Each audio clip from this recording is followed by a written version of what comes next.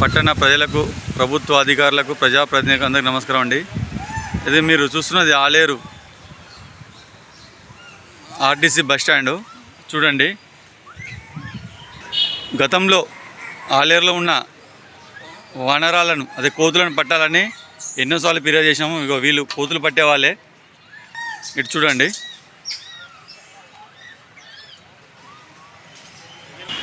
చూడండి, ఆలేరు మున్సిపాలిటీ వారు ఈ కోతులను పట్టి బంధించి ఎక్కడో సుదూర ప్రాంతంలో వదిలిపెట్టే ప్రక్రియను ప్రారంభించారు.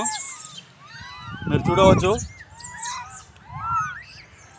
గత మున్సిపాలిటీ ఏర్పడి దాదాపు ఒక 6 సంవత్సరాలు అయిపోయింది. ఇది రెండో పర్యాయం. కానీ గతంలో మున్సిపాలిటీ ఉన్న వారికి ఎన్నిసార్లు ఫిర్యాదు చేసినా కూడా వాళ్ళు పట్టించుకోలేదు, పెడచెవిన పెట్టిర్రు. కానీ ప్రస్తుత పాలకవర్గం వారు వీటిని బంధించి సురక్షితమైన అటవీ ప్రాంతంలో వదిలిపెట్టే ప్రయత్నం చేస్తున్నారు.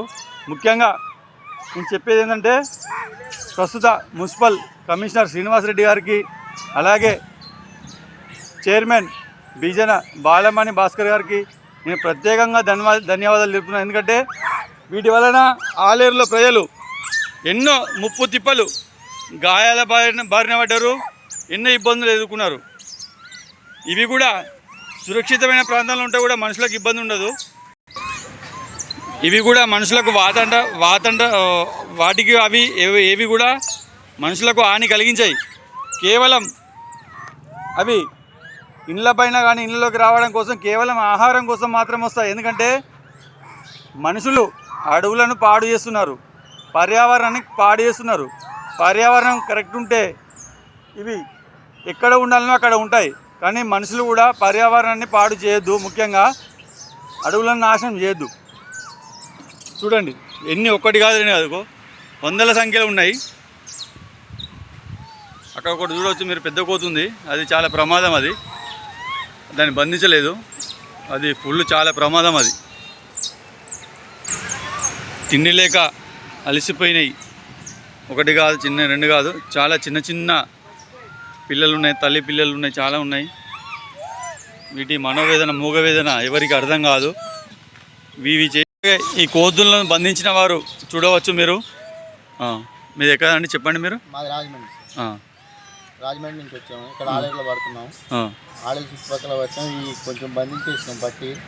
వీటిని తీసుకెళ్లి జంగిల్లో వదిలిపెడతాం, సురక్షితమైన చోట్లో, వాటర్ దొరికే కాడ అక్కడ మంచి చోట్ల వదిలిపెడతాం. వీటికి ఎలాంటి ప్రాబ్లం ఉండదు. ఇంకేమన్నా ఊర్లు ఉంటే వాటిని. మీ నెంబర్ నాకు నోటలేదు. సరే, మీరు చెప్తారా అని. సరే, వీటిని అయితే మంచి చోట్ల వదిలిపెడతాం. అడవిలో అయితే వాటికి ఆహారం కానీ నీళ్ళు కానీ దొరికే చోట్ల వదిలిపెడతారు. మళ్ళీ జనాలు ఉన్న దగ్గర అయితే కాదుగా. సరే, మంచిదండి, మంచి, థ్యాంక్ యూ. ఈ కోతులను బట్టి గ్రామంలో చూడవచ్చు మీరు, ఒకదాని ఒకటి ఖర్చుకుంటున్నాయి, పెద్ద పెద్ద గాయాలు అవుతున్నాయి. ఏవో చూడండి. మీకు తెలుసుగా బాగా.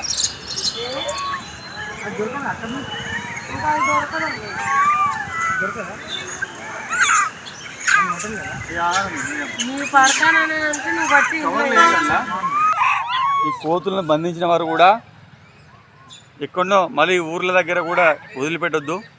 సురక్షితమైన అటవీ ప్రాంతంలోనే వదిలిపెడితే వాటంతా కూడా అవి బతుకుతాయి, జనావాసాలకు కూడా రాకుండా ఉంటాయి. ఏదైనా మీ మున్సిపాలిటీ వారు ఒక మంచి కార్యక్రమం చేస్తున్నారు, వారికి అభినందనలు చేస్తున్నాను. బందీల సుభాష్, ఆలేరు. హాయ్, బాగున్నారా? మంచిదండి.